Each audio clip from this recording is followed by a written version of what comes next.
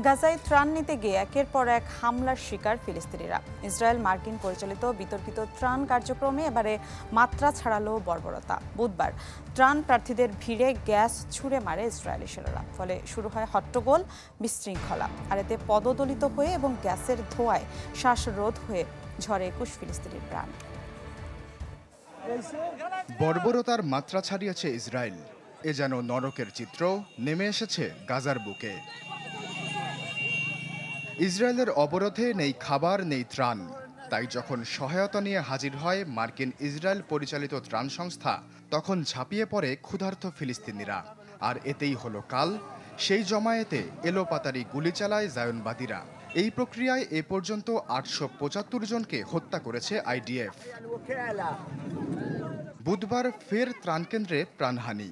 এবারে গুলি নয়, ত্রাণ প্রার্থীদের ভিড়ে গ্যাস ছুড়ে মারে ইসরায়েলি সেনারা। ফলে শুরু হয় হট্টগোল, বিশৃঙ্খলা। আর এতে পদদলিত হয়ে এবং গ্যাসের ধোঁয়ায় শ্বাসরোধ হয়ে ঝরে ফিলিস্তিনিদের প্রাণ। এ ঘটনায় অবশ্য নির্লজ্জতার মাত্রা ছাড়িয়ে উল্টো হামাসকে দুষছে গাজা হিউম্যানিটারিয়ান ফাউন্ডেশন। সংস্থাটির দাবি, হামাস সমর্থিত কিছু সশস্ত্র যোদ্ধাদের দেখার পরই শুরু হয় তাদের আগ্রাসন। তবে এ দাবি নাকচ করেছে ফিলিস্তিনি প্রত্যক্ষদর্শীরা। আমরা সবাই দৌড়াচ্ছিলাম, গেট বন্ধ দেখে হাজার হাজার মানুষ জড়ো হয়ে গিয়েছিল। আমেরিকানরা গ্যাস নিক্ষেপ করেছিল, যা বিশৃঙ্খলা সৃষ্টি করে। এর ফলেই পদদলিত হয়ে বহু মানুষ মারা যায়।